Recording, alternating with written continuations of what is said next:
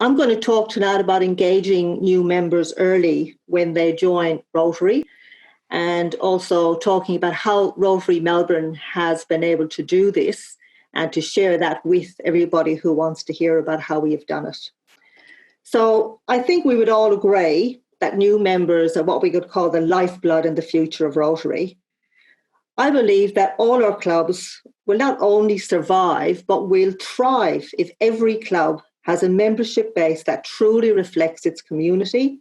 And of course, the club is a buzz with engaged, enthusiastic, and excited members.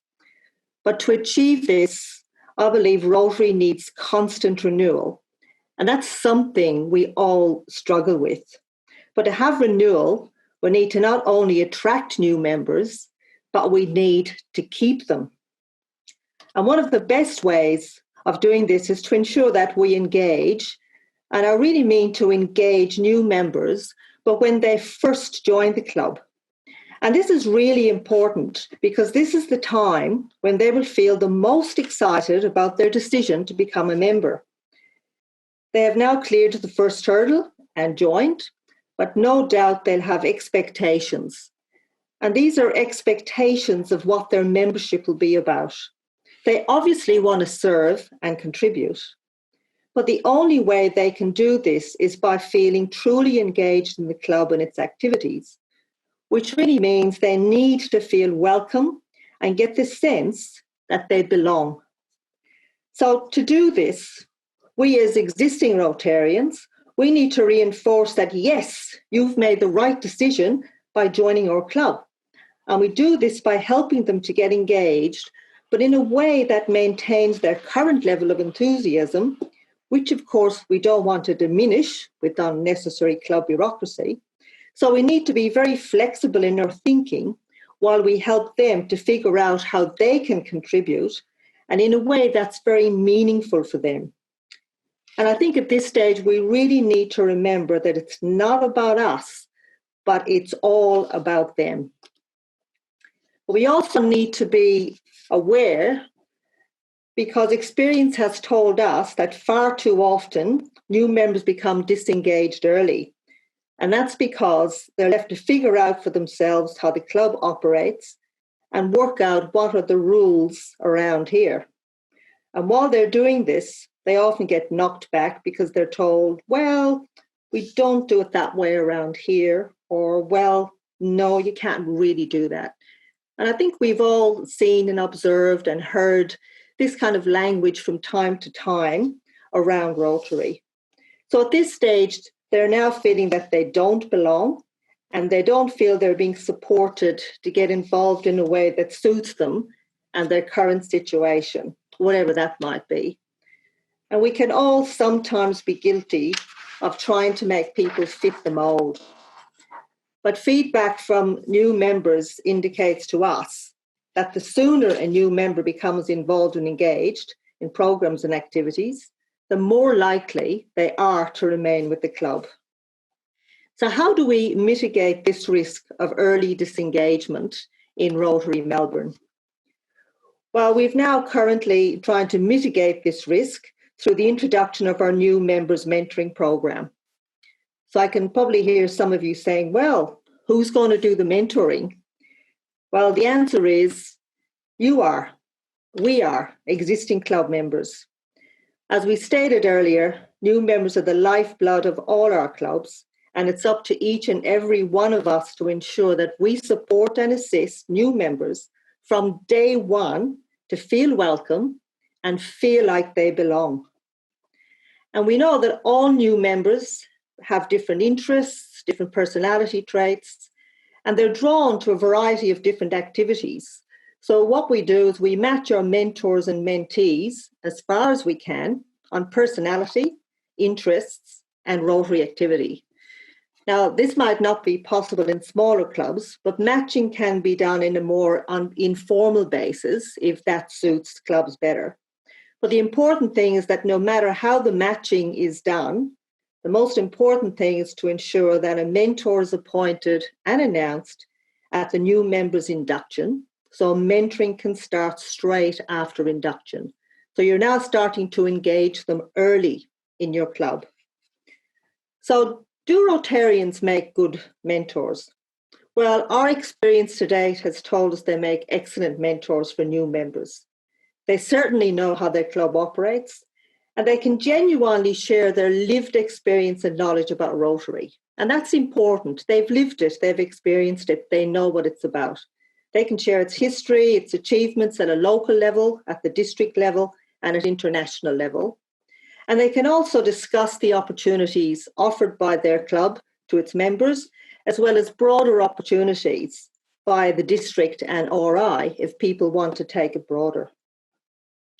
So what then do we expect of our mentors? Well, a mentor can best be described as a coach or a teacher, and their key role is to motivate the mentee, that is the new member, to work out what programs, projects, or activities they're interested in and passionate about, and to provide them with some guidance and assistance in how they can do this. Of course, this could include a topic or an area that the club is not currently involved in. For example, it could be somebody who has a passion about homelessness and would like to work with the club to develop a project. It could be somebody who is passionate about assisting young people develop resumes, do mock interviews, or somebody who wants to get involved in international water projects. And at this stage, the club may not be involved in any of these. The worst thing we can say here is, well, we're not involved in this, so maybe you could look at the projects we are currently doing. Well, to me, that really is the wrong advice. When new members bring new ideas, it's up to us to encourage them and not discourage them. One of the key things to remember is that each new member brings skills, experience, and expertise that they want to utilise as a member of your club to meet their own commitment of service above self. And I believe all of us as existing Rotarians have a responsibility to make sure this happens. As mentors, we can play a key role in working with the mentee to develop a clear pathway that will enable them to engage as quickly as possible, but in a way that's flexible and it suits their interests, their passions, their availability, their skills, and their life situation. Now, again, this may not necessarily fit the mold, but this is where we have to be flexible. And also it offers another opportunity. It might sound a bit premature, but it's actually an opportunity for existing Rotarians to spot those with leadership potential for future roles. That could be as a committee chair, a secretary, or a president. And then over time, to work on a longer term plan with their mentee on those opportunities. Now, we don't want to frighten them off in the first few months, but it's something to quietly look out for, and then at an appropriate time, perhaps approach them about other opportunities in the club. So if you're going to become a mentor, what qualities, traits, or skills do we think mentors need? Well, the first thing really is they have to have the time, the patience, and the commitment to work with their mentee. At Rotary Melbourne, we ask for a minimum of 6 months on both sides of the coin, but sometimes they can go a bit longer at the agreement of the mentee and the mentor. Mentors need to be personable, they need to have good communication skills, and above all, good listening skills. Because at this stage, as we said earlier, it's all about the new member and it's not necessarily about us. It's also important to understand why the mentee joined the club, and also to understand that they may challenge their mentor, perhaps about how the club does things. So it's therefore important for mentors to go in with this with an open mind, not to be too rigid about how we always do things, and at times be prepared to be challenged. And I think we would all agree that it does us good to be challenged from time to time. And being challenged sometimes can lead to some very positive changes being made. So it's not a bad thing to be challenged. And it's very, very important to really, for the mentors to listen and understand why the mentee has joined the club, and to do their best to ensure the club offers every opportunity for the new member to realise their full potential as a Rotarian. So what makes a successful mentor? Well, for us, what's proven to be highly successful is communication, communication, communication. And we know there are lots of ways in today's world to communicate between people, but it's very important that mentors provide face-to-face time with their mentee. Because in the end, it's really all about relationships, and relationships need work, and of course, they need time. And it's also very important that we have found out to pace the sharing of information, because too much can also be as risky as not enough information. So I'm now going to move on and just quickly cover off how does our program work and give you some sense of what it's all about. So basically, the first thing we do is we appoint a mentoring coordinator. Now, I took on that role when I established the program in the first place. And what my role was to match the mentors and the mentees and make sure we got them as compatible as possible. Then during that next few months, I monitored the mentor and mentee relationship. I would phone the mentor and have a quick chat, phone the mentees, have a quick chat, just see if everything was working. And if not, try and intervene to try and assist to sort something out. For example, we had one mentor who was appointed, and when I spoke to him, he said, look, this isn't really for me. I'm not really a mentor.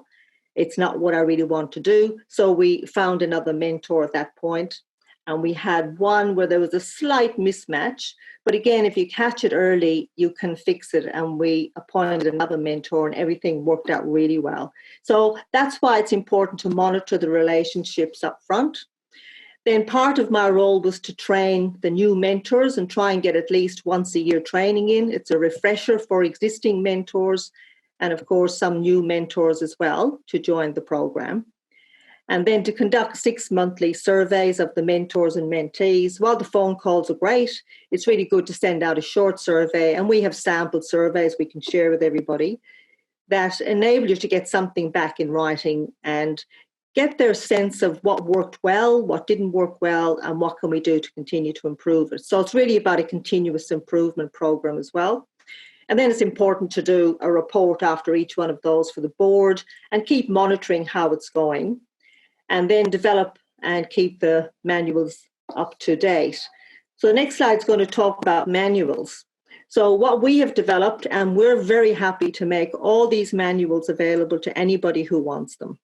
There's no problem there whatsoever. We've got a mentor training and information manual, which is all about the role of the mentor, how the program works, and what they're meant to do. There's also an information manual for the mentee, which is very similar to the mentor manual.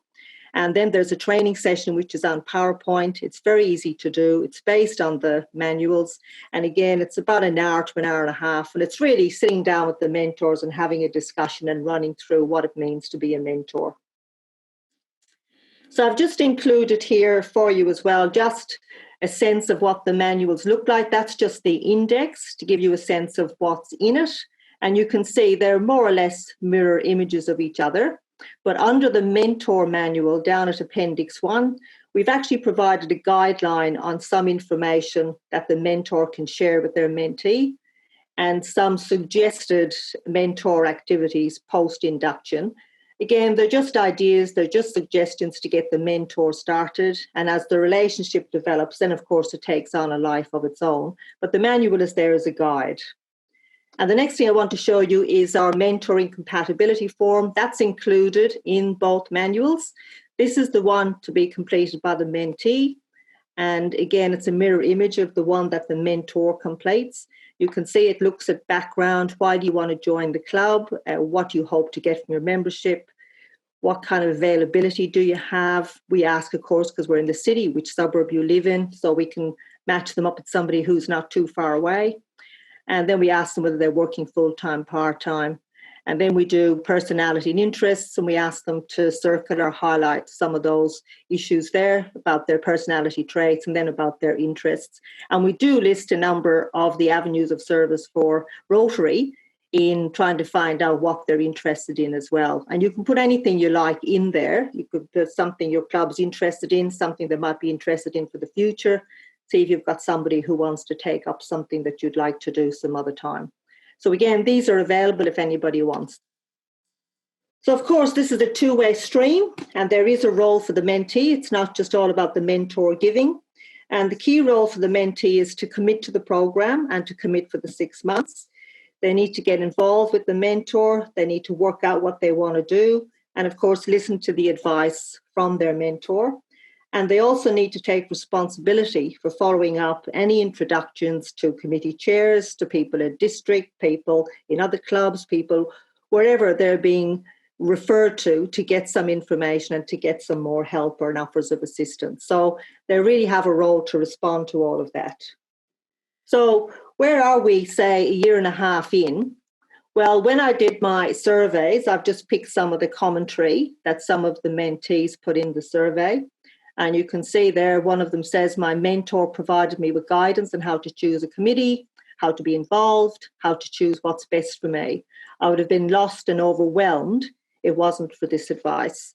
And just one other one, my mentor is highly engaged with the club and a great mentor for new members. I know I can count on her should I have any questions now or in the future. So as you can see, it starts out as a two-way relationship, and it does continue past the official 6 months, because as we all know, relationships sometimes can be for life, or for the life of the club at least. So there's some very positive feedback there. And where did we land at the end of our first year? We had what I feel was a very good success. 25% of the new members who participated in the program were actually appointed to leadership positions within the club the following year. And some of them were actually taking up roles of committee chairs. Now, the mentor was still there in the background, of course, providing advice and assistance. But at this stage, too, they're fairly well engaged. They know a lot of other people, and they're not totally dependent on the mentor anymore, but it's still that sounding board, that person they can call about anything. So we've had what we feel was a very good success in our first year. So what do we hope to achieve out of this program? Well, the short-term outcome is to ensure new members are very quickly engaged after induction, and that they're really getting engaged at a level that suits their life situation at the time, such as family commitments, work commitments. And of course, the long-term outcome is for the mentee to become a long-term Rotarian. So that's what we're hoping to achieve through this program, through engaging people early and making sure that we're listening to what they would like to do with their membership in Rotary. So I'll leave it at that, and I'm happy to take any questions. Thank you, Mary. I do have some questions here for you. Mary, the first thing is, this is obviously a program that's worked well for Rotary Melbourne. What have you learned from the implementation of the program? Well, basically, we've learned that when members join, they really want to start contributing almost the next day. And as we know, that's not really possible. So what we're doing with our members is when they join the club, we're allocating them the mentor, and they can start working with the mentor immediately to work through what is it you're interested in, what is it about Rotary that attracted you, and what would you like to do? And then we can guide them through what Rotary does, through our club, through the district, through Rotary International, to just show them what the opportunities and the possibilities are, but then bring them back to what they want to do initially. And we found from speaking to the new members that they found that extremely useful, as they felt they had somebody that when they showed up at a meeting, they knew somebody, they had somebody there who was looking out for them, and somebody who'd answer what they might sometimes feel were sort of silly questions or dumb questions that they didn't want to ask just a stranger, but they had this mentor that they could ask. So it's something that they value very much, in having that person they can phone at any time and have a chat to. Thank you, Mary. How many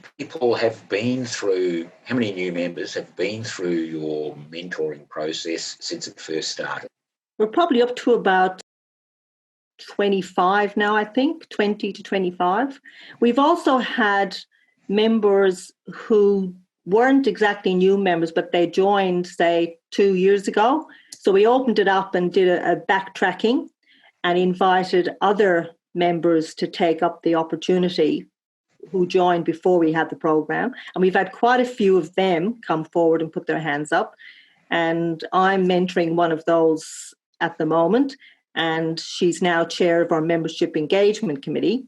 And I've gone on to that committee to assist her and help her over the next 6 months or so, and to coach her as she's chairing the meeting and give her feedback before and after the meeting. So that's working out very well. We had another new member who wanted to do a particular proposal on homelessness, but it was something the club wasn't necessarily engaged in that stream of homelessness at the time. So we appointed a mentor to her, another mentor to her, to help her to put the proposal together. So she was able to then submit this to the board. So basically, we can be very flexible about how the program operates, and we can adjust the program to meet the needs of the new members and existing members who are seeking assistance and guidance. So just to pick up on that point you made there, through your mentoring program, you empowered one of your new members to advance or to put a new project to the board.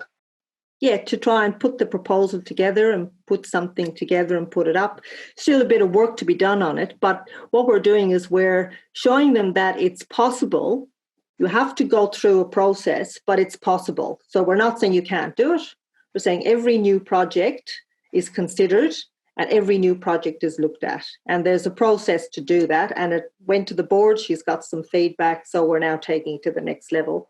So basically, there are ways of using the mentoring program, not just for the straight mentoring for the 6 months for new members, but to help other members when they want to tackle something new or something different. So the mentoring process is actually becoming something of a roadblock breaker within Rotary Melbourne. Yes, you could put it that way, yes, because it is a rather large club and can be quite a complex club to work your way around. And I think for us in particular, we found that some new members found that very daunting. But the more you work with the program, the more you find you can adapt it and adjust it to suit somebody who's stuck and needs some support and assistance.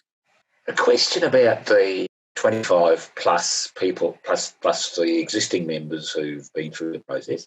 Do you see your mentoring process working better for some demographics than others? I mean, I know it's intended to be universal.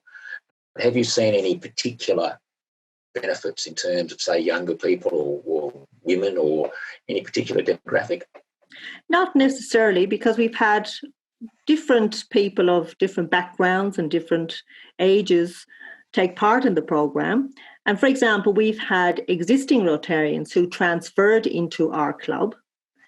And because they didn't know how our club operated or worked, they knew a lot about Rotary, then we would appoint a mentor to that person on a more informal basis so that they had somebody there that they could speak to about how this club worked and how do I get this done or how do I get that done, because they knew the ins and outs of Rotary.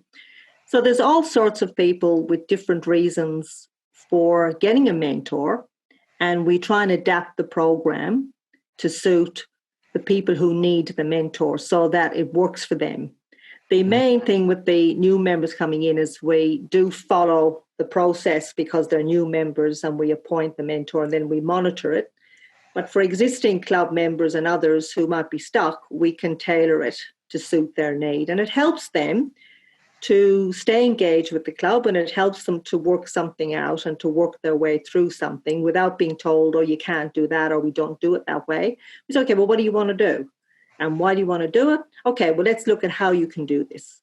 So we actually, like I said earlier, we provide a bit of a pathway for them to say, yes, we're not saying no, but you do have to go through this process. It's like if somebody wants a grant from a district or an RI grant. You don't say no, you say, okay, well, this is how you apply for the grant. And this is the information you need. This is the argument you have to put. And this is what you have to consider before you submit your proposal. So we guide them through that process. There's no guarantees, but at least they can see how it works. And if they get rejected or they get accepted, then at least they know they've been treated fairly and that they understood the process.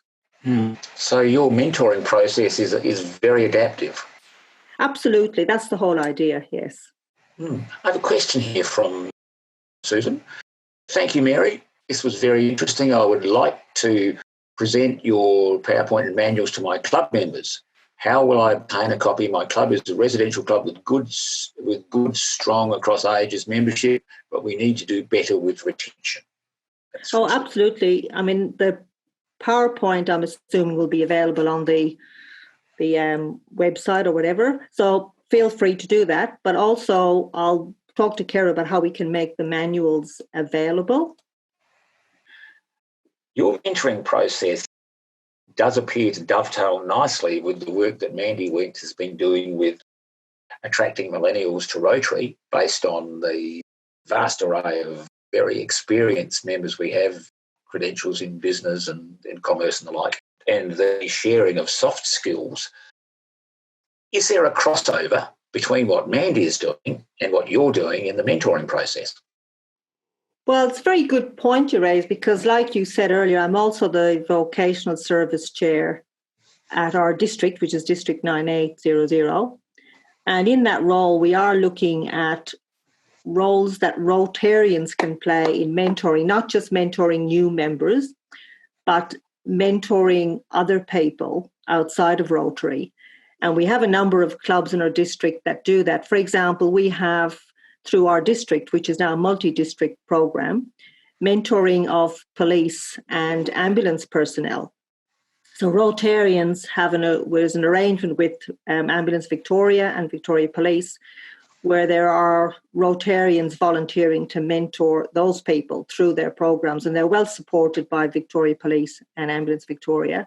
So that's one that's already out there where they look at community projects and they develop up a relationship with these people. They mentor them for a year. And again, there's a selection process done via the police and ambulance, and they choose the mentees, and then Rotary finds the mentors.